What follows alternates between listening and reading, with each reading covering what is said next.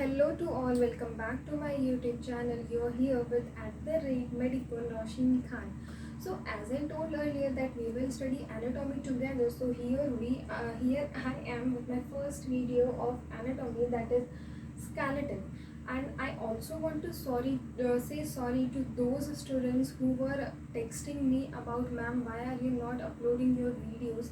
Actually, the thing was, I am having my MBBS first year exam, and gratefully they all goes very good because of your great greetings. So sorry for your disturbance. I was not able to upload due to my studies, and now I will try to make twice or thrice a week videos. So without wasting any time, let's get started. So after studying any chapters, if you have to understand the basic of that chapter, that topic, you have to be with the three questions. These are what, why, and how. So what is a skeleton? What is a skeleton? Why does it make, and how does it make? These are the three basic questions in which you can clear all your concepts of the skeleton. So what is a skeleton? This is basically a framework of the body. If there will be no skeleton, if I don't have femur, if I don't have radius, if I don't have ulna, then I can't be in this framework. I can't be so much rigid, and I can't be with a specific framework. So it is made for the framework of the body. And why is it made? It is made for the movement of the body by the attachment of the muscles. Look, only bones cannot play its role. Bones plus muscle, they play its role. If any one of them becoming a barrier, it cannot do its work. So it is made for the movement of our body by the attachment of the muscle. And how does it make? It is made by bone plus of cartilage. So firstly, we will start with understanding the bone in the detail. We can divide it basically in the two parts. That is, 1/3 part of the bone is made up of connective tissue, and connective tissue which is made up of osin protein, and 2/3 part of the bone is made up of inorganic calcium salt. So the osin protein make it tough and flexible. Flexibility is also very important thing in the bone, as well as toughness. And 2/3 part of the inorganic is give it a weight bearing capacity. There is impact of force, and it make the bone hard and rigid. Despite of being hard and rigid, tough and flexible, bone is very much kind of living tissue also. It shows calcium with constant turnover. What is the meaning of the calcium salt with the constant turnover?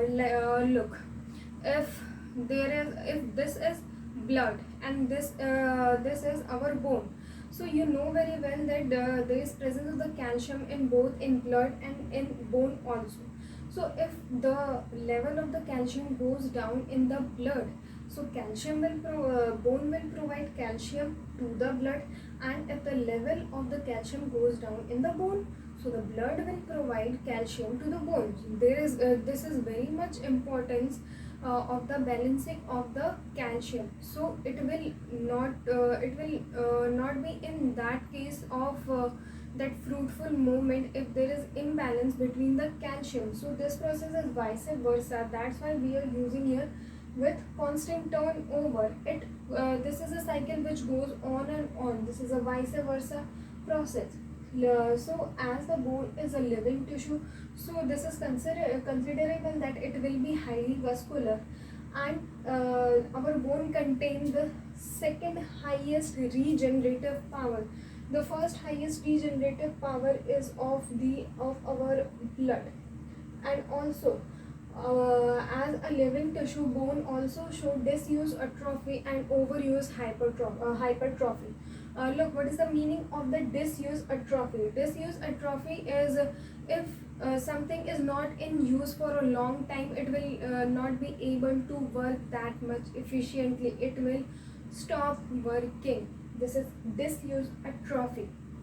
and in overuse hypertrophy there's increase in the volume of that particular substance. This is just totally opposite to the hyperplasia. So disuse atrophy and overuse atrophy, calcium with a constant turnover, these are the very much important part of the living tissue. What we have to understand is the function of the bone. So there are two kind of the function of the bone. They are mechanical and biological function.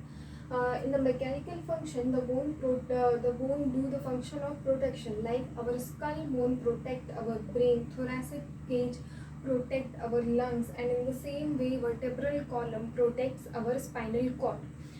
It also contains the biological function which also plays a very significant role in our life. Is it produces bone marrow, produces bone marrow, as you know, red bone marrow and yellow bone marrow.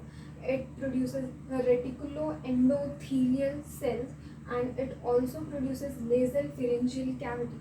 What's inside the what is in the nasal pharyngeal cavity is, I don't know whether you know or you don't know. Here, here and here there's a cavity. There's a cavity here.